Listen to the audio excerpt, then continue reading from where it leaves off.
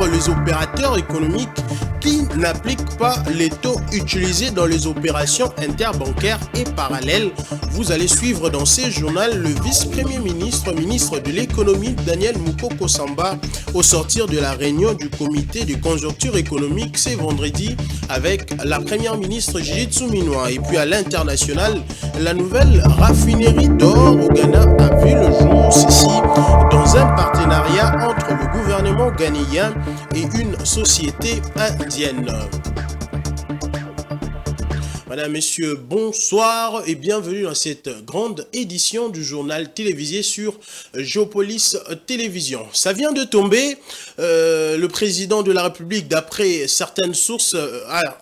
le président de la République, d'après certaines sources, lui qui est l'autorité morale de l'Union sacrée de la nation, a tranché en faveur de Jean-Michel Sama Lukonde comme candidat unique de l'Union sacrée pour la nation à la présidence du Sénat. Augustin Kabouya a annoncé également, toujours selon le même source, que la candidature de l'IDPS sera retirée alors que le bureau d'âge a déjà publié la liste définitive de candidats retenu. Cette décision intervient alors que le bureau provisoire du Sénat a reporté sine die l'élection du bureau définitif de la Chambre haute du Parlement prévue pour ce samedi 10 août 2024. Et puis, le gouvernement décide d'aller en guerre contre les opérateurs économiques qui s'illustrent dans la spéculation du taux d'échange, appliquant en effet les taux qui n'est pas appliqué dans les opérations interbancaires et parallèles. Lors de la réunion du comité des conjonctures économiques de ce vendredi 9 août 2024, présidée par la première ministre Judith Suminwa, les autorités congolaises ont promis des sanctions contre tout acteur qui sera surpris dans la spéculation. Suivant donc le VPM de l'économie, Daniel Mukoko Samba. Nous constatons que beaucoup de secteurs d'activité continuent à spéculer sur la dépréciation du franc congolais.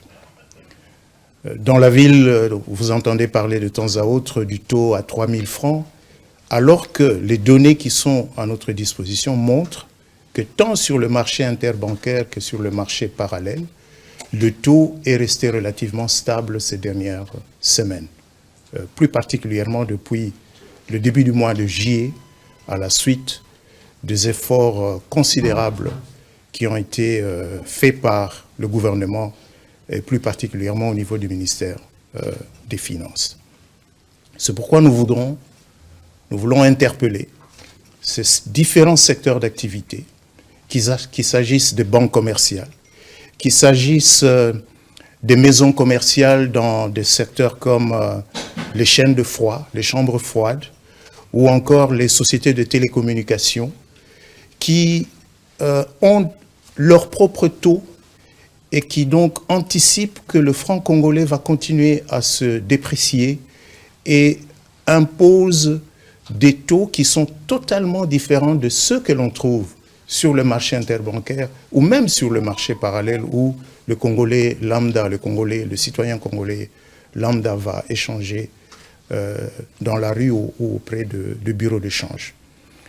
C'est la raison pour laquelle, en plus du fait que nous allons continuer les efforts qui ont été entamés au niveau de la Banque centrale et au niveau du Trésor, il y a des opérations de contrôle qui vont être effectuées pour que les différents opérateurs économiques reviennent à la raison, cessent de spéculer sur le franc congolais et fassent confiance au gouvernement, à la Banque centrale, parce que nous avons un seul objectif, c'est de stabiliser le franc congolais et bien sûr d'obtenir aussi une réduction des prix des denrées de première nécessité.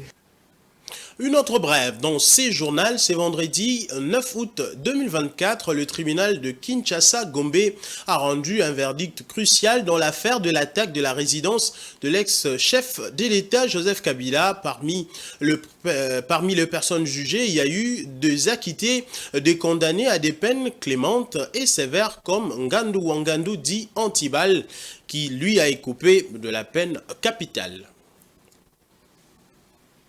et le non-respect du cessez-le-feu de la trêve humanitaire dans l'est de la République démocratique du Congo, le gouvernement congolais alerte la communauté internationale sur le drame qui pourrait survenir. De son côté, ces derniers restent engagés dans la recherche d'une solution durable visant à restaurer l'intégrité territoriale de la République démocratique du Congo, comme le souligne le Conseil de sécurité des Nations Unies à travers sa récente résolution. C'était lors d'une rencontre jeudi 8 août dernier entre la ministre des Affaires étrangères et le corps diplomatique accrédité en République démocratique du Congo. Reportage de Patience Lokeke et Giscard Samba.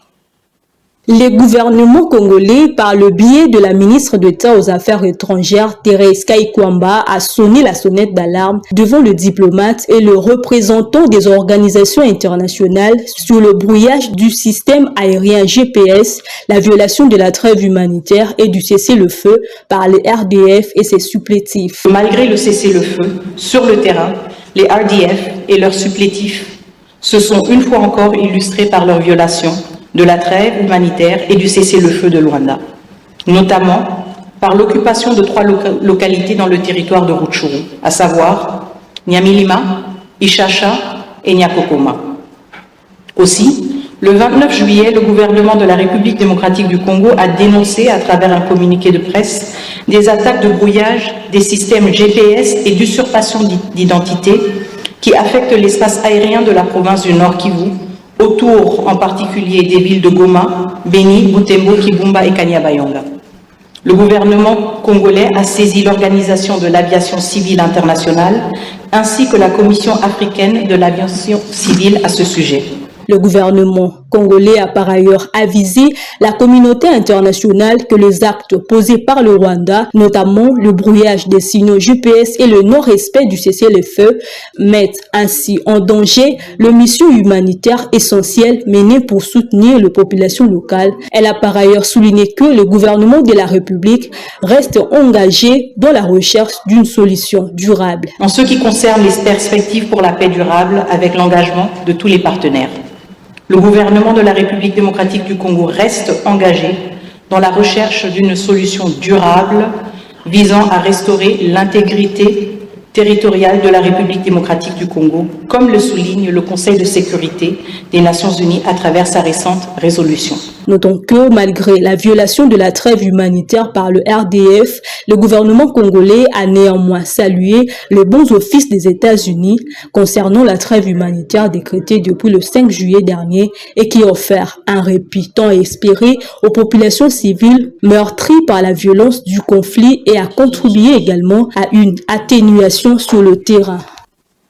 Autre chose, à présent, lors de la réunion de la mobilisation des recettes présidée jeudi par le ministre des Finances Doudou Famba Likunde, il a été annoncé que les recettes mobilisées durant le mois de juillet 2024 ont sensiblement augmenté, surpassant le prévision, soit un taux d'exécution de 102%. Ces résultats témoignent de l'efficacité des réformes en cours. Le ministre a donné des directives claires pour améliorer la communication et la transparence entre les régies financières. Confirmation avec le directeur général de l'administration des impôts dans ses propos recueillis par Dieudonné Bonali. Aujourd'hui, c'était une réunion de mobilisation des recettes qui a été dirigée par son Excellence, Monsieur le ministre des Finances. Au premier point, il nous a parlé sur la façon de remercier un agent quand il a bien travaillé et les punir quand il n'a pas bien travaillé. Donc nous aurons des sanctions positives et des sanctions négatives. Ça, il nous a demandé qu'on mette en application ce système de sanctions. Au deuxième point, nous avons traité du comportement des recettes de janvier jusqu'à fin juillet 2024. Il est vrai que les régies financières se sont très bien comportées au niveau des recettes. Nous avons fait un taux de plus ou moins 102%. Son Excellence nous a aussi exhorté pour que prochainement, qu'on déploie beaucoup d'efforts pour aller au-delà.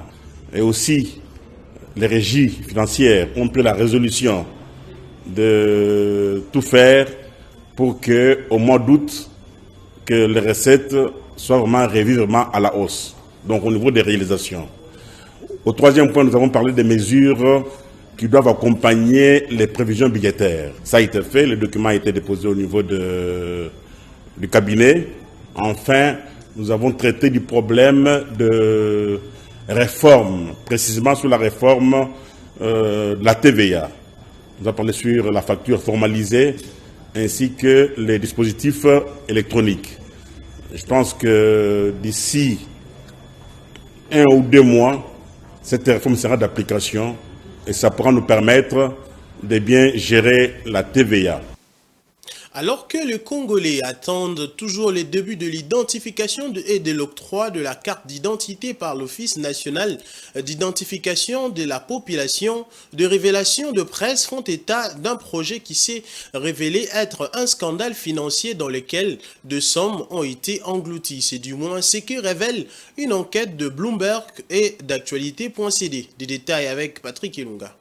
Le général AI de l'ONIP avait annoncé le début de l'identification des masses pour la carte d'identité nationale pour le mois de mai. Selon une enquête, le consortium leader français de la biométrie IDEMIA et le partenaire Afritech s'étaient imposés comme fournisseurs privilégiés. Le coût proposé avait été estimé à 1,2 milliard de dollars, soit plus de 3 fois l'estimation initiale de l'ONIP. Selon une note confidentielle de 160 pages, rédigée et portant le logo d'IDEMIA et d'Afritech, ce montant, dont 60% proviendrait du gouvernement, comprenait le coût de 8000 kits d'enregistrement biométrique, l'ouverture de plusieurs centaines de centres d'inscription et la production initiale de 10 000 cartes d'identité pour l'élite de Kinshasa. Selon la proposition, une fois le contrat signé, l'ensemble de la population congolaise pourrait être enregistré dans un délai de 17 mois. Ce méga projet avait été présenté publiquement pour la première fois lors de la conférence de presse en décembre 2023, au cours de laquelle le directeur de l'ONIP, Stanislas Kenza, avait loué les capacités du système. En coulisses, il avait suscité des inquiétudes à l'intérieur et à l'extérieur du pays. La Banque mondiale, qui avait été approchée par le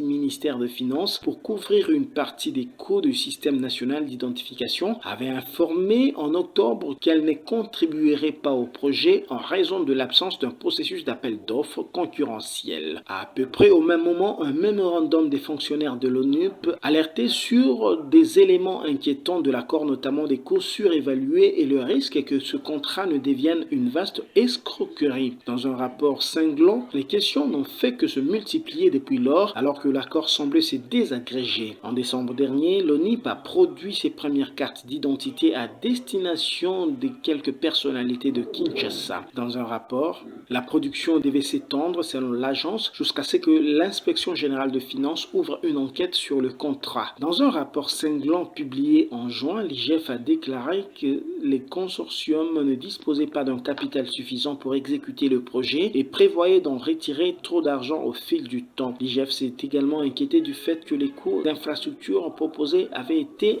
excessifs. Parlons santé à présent, une nouvelle enquête réalisée par Épicentre, le centre de recherche de Médecins sans frontières spécialisé en épidémiologie et en recherche médicale, révèle l'ampleur et la récurrence inquiétante des violations, notamment sexuelles, dont sont victimes les personnes déplacées dans la région est de la République démocratique du Congo. L'enquête qui s'est déroulée de novembre 2023 à avril 2024 porte sur les conditions de vie dans 4 camps situés autour de Goma et met en lumière une situation extrêmement préoccupante. Domomat pour la suite. Selon une enquête récente, plus d'une jeune femme sur 10 a signalé avoir été violée dans le camp, mettant en évidence la persistance alarmante des violences sexuelles. Les données révèlent également des taux élevés des violences physiques et psychologiques, bien que la violence sexuelle prédomine. Erika Simons, épidémiologiste chez Épicentre, note que le taux des violences, notamment sexuelles, reste très élevé, similaire à ceux de 2023. Les conditions de vie précaires exacerbées par les conflits, la dépendance à une aide alimentaire insuffisante et les violences quotidiennes contribuent à cette situation. Les équipes de Médecins sans frontières MSF présentes dans les camps pour fournir des soins de santé, traiter la malnutrition et soutenir les survivantes des violences sexuelles constate la vulnérabilité accrue des femmes, enfants et adolescents. Goma, entouré par les lignes de front, souffre d'un manque de protection efficace, aggravant la précarité des déplacés. Camille Niel, coordinatrice d'urgence pour MSF à Goma, souligne que les résultats de l'enquête reflètent le nombre élevé des cas de violences sexuelles traités. Les survivantes rapportent souvent des agressions par des hommes armés dans les forêts et les champs ou au sein des camps eux-mêmes, leur précarité augmentant leur vulnérabilité. Malgré la documentation extensive, les patientes des MSF continuent de risquer de nouvelles agressions après leur sortie des cliniques. MSF appelle ainsi les autorités à renforcer la sécurité dans les camps et les acteurs humanitaires à améliorer l'assistance alimentaire, créer des abris sécurisés et soutenir la création de lieux d'hébergement pour protéger les survivants en danger. La consommation de la drogue parmi les jeunes prend des allures inquiétantes. Chaque jour, jeunes filles et jeunes garçons prennent des substances comme le chanvre, le cannabis et autres. Pour ressentir des effets plus puissants, certains recourent à une substance dénommée Bombay, une drogue artisanale issue des résidus des tuyaux d'échappement de véhicules pour certains jeunes. Et ces jeunes disent que la drogue leur permet de pouvoir vaincre leurs défis quotidiens. Alors, quels sont les effets de la drogue sur la santé mentale? Joint au téléphone par Rachel Misenga, le docteur Kaputu, neurologue à l'université de Kinshasa, répond. Que font ces substances psychoactives sur le cerveau? Alors, le cerveau en maturation est en train en quelque sorte, de mémoriser nos sensations, en quelque sorte mémorisées par le cerveau en général et par le système qu'on appelle le système limbique. C'est ce système qui est lié aux émotions, à la joie. Quand vous consommez une substance et cette substance vous procure du plaisir, et vous avez toujours tendance à chercher à consommer cette substance. Alors, dans le cerveau humain qui est en train de se constituer et le cerveau auquel on habitue les substances qui procurent du plaisir, ça peut être le cannabis, ça peut être l'alcool, eh bien, le cerveau va mémoriser cette sensation que ça donne et ça va toujours continuer, faire en sorte que la personne qui consomme la substance devient en quelque sorte esclave de cette substance-là. Alors, dans le cerveau en maturation, il y a un circuit qu'on appelle le circuit des récompenses. Ce circuit des récompenses-là qui est excité chaque fois que la personne consomme la substance qui lui procure du plaisir. Donc, le cerveau est affecté sur le plan fonctionnel dans la mesure où il va commander à l'homme de toujours consommer la substance qui lui a procuré du plaisir. Et de la tolérance, on va aller vers la dépendance, qui est d'abord psychique, c'est-à-dire le besoin continu de consommer la substance, et aussi la dépendance physique qui fait que lorsque on interrompt la consommation de la substance ou on en réduit la quantité, il y aura un ensemble de symptômes physiques, psychiques, psychologiques qu'on appelle les syndromes de sévrage. Quels conseils donner aux parents, aux éducateurs pour prévenir la consommation des substances psychoactives? C'est d'abord de faire en sorte que ces enfants ne fréquentent pas les personnes qui consomment cette substance. C'est d'abord ça. Parce que dès que les enfants sont dans le groupe de consommateurs de substances, ils seront tentés de goûter et les substances vont les rendre esclaves. Nous avons dit que ces substances activent une partie du cerveau qu'on appelle le circuit des récompenses qui va faire en sorte que ça va toujours demander maintenant à la personne qui a goûté de toujours continuer à goûter pour avoir accès, pour sentir ces effets-là subjectifs qui redemandent encore à la personne qui consomme de consommer encore. Donc, éviter des groupes de consommateurs. Mesdames, Messieurs, nous allons maintenant quitter la République démocratique du Congo pour aller à l'international.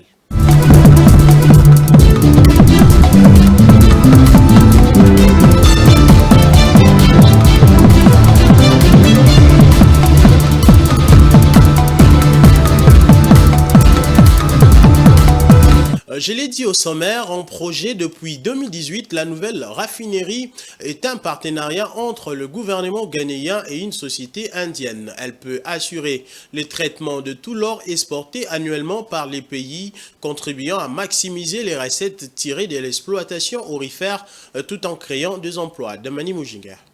Le vice-président ghanéen Mahamoudou Baoumia a inauguré à Accra le Royal Ghana Gold Limited, RGG, la nouvelle raffinerie d'or du pays. Cette installation est le fruit d'un partenariat public-privé entre la Banque centrale à travers la Precious Mineral Marketing Company et la société indienne Rossi Royal Minerals Limited, capable de raffiner de l'or 24 carats, soit une pureté de 99,99%. Cette usine emploiera directement 80 à 120 personnes et offrira 500 opportunités d'emplois indirects. La capacité de production quotidienne est de 400 kg d'or, ce qui permet à la raffinerie d'assurer le traitement de tout l'or emporté annuellement par le Ghana. Par ailleurs, le gouvernement veut faire de la RGG la deuxième raffinerie d'Afrique certifiée Good Delivery par la prestigieuse London Bullion Market Association, un des plus grands marchés mondiaux pour la négoce de l'or. Cette certification, seulement détenue sur le continent par la Ronde Raffinerie en Afrique du Sud, assure entre autres aux acheteurs la qualité de l'or ainsi que son origine exempte des conflits et des violations des droits de l'homme. Pour rappel, la construction de cette raffinerie s'inscrit dans une volonté du gouvernement ghanéen de maximiser les retombées économiques et financières de son potentiel aurifère. Leader de la production d'or en Afrique, le Ghana a aussi décidé depuis quelques mois d'utiliser l'or pour soutenir ses réserves de change en passant certaines charges de l'État en lingots d'or. La RGG devrait être détenue à 20% par le gouvernement du Ghana et à 80% par Rossi Royal Minerals Limited.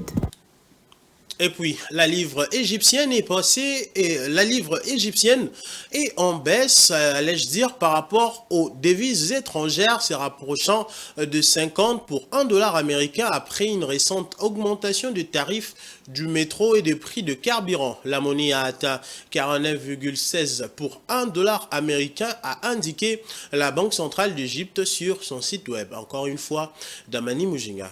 En juin et juillet, la livre égyptienne a oscillé entre 47 et 48 pour $1 après son introduction en bourse en mars et a perdu environ 60% de sa valeur, descendant jusqu'à environ 30 pour $1. Les nouveaux taux d'échange interviennent une semaine après que le Fonds monétaire international a achevé son 3e examen financier de l'Égypte, autorisant le gouvernement à prélever 820 millions de dollars. Ce montant fait partie d'un prêt de sauvetage de 8 milliards de dollars destiné à soutenir l'économie égyptienne en difficulté, ralentie par une pénurie des devises étrangères, une inflation galopante et des troubles en mer Rouge dus aux attaques des rebelles Houthis du Yémen. Les Égyptiens sont aux prises avec une inflation galopante et le ministère du pétrole a notamment annoncé à la fin du mois dernier que les prix des carburants augmenteraient d'environ 10%. La dernière augmentation du prix de carburant a eu lieu en mars, le gouvernement attribuant le hausse des prix à l'augmentation du coût des carburants due aux attaques en mer Rouge et à la dépréciation de la monnaie égyptienne. Les Houthis ont attaqué des navires commerciaux dans la mer Rouge en représailles à la guerre menée par Israël à Gaza. Le pétrole, le gaz naturel et les céréales, entre autres produits, empruntent les voies maritimes qui séparent l'Afrique et la péninsule arabique pour rejoindre le canal de Suez, par lesquels transitent généralement 12% du commerce mondial. Les tarifs du métro du Caire ont également augmenté officiellement la semaine dernière, selon l'autorité nationale des tunnels qui gère et exploite le métro du Caire. Les tarifs majorés varient désormais entre 2 et 5 livres égyptiennes. L'Égypte a conclu un accord avec le FMI au printemps pour plus que doubler le montant de son plan de sauvetage qui s'élève désormais à 8 milliards de dollars. Les hausses des prix ont été jugées nécessaires pour satisfaire aux conditions fixées par le FMI pour la poursuite de l'aide au pays. Place maintenant à la revue de presse.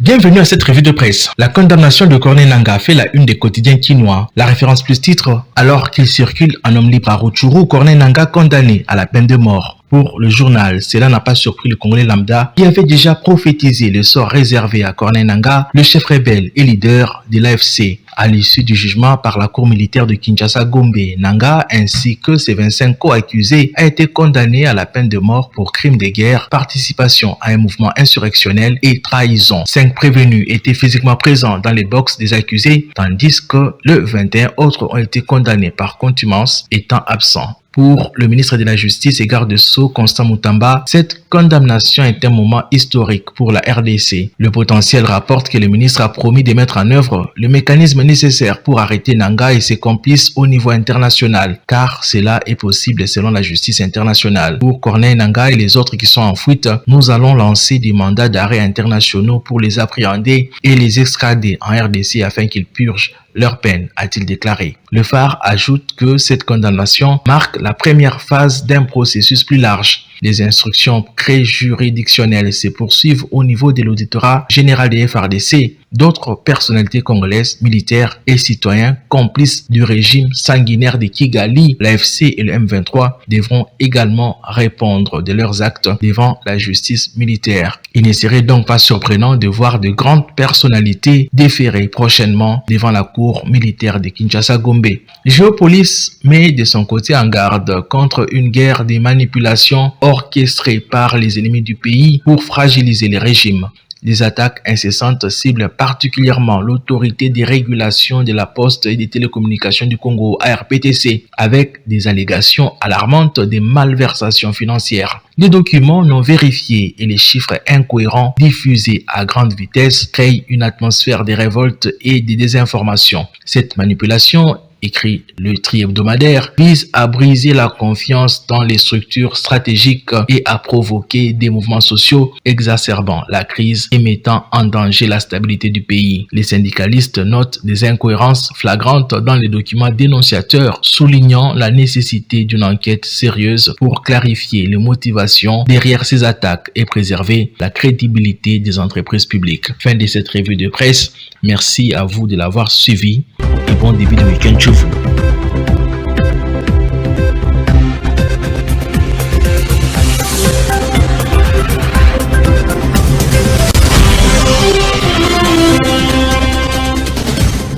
Ce journal est terminé, je vais vous rappeler les différents titres.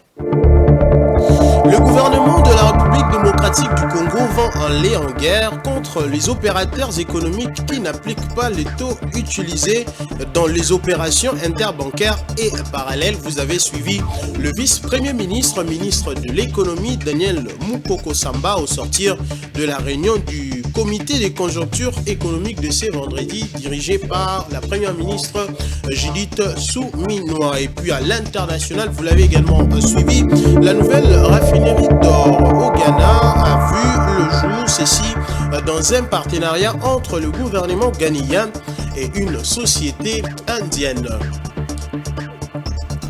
Mesdames, Messieurs, nous vous disons merci de nous avoir suivis. Ce journal est complètement fini. Restez donc fidèles au programme de Géopolis Télévision et très bon début de week-end à vous. Au revoir.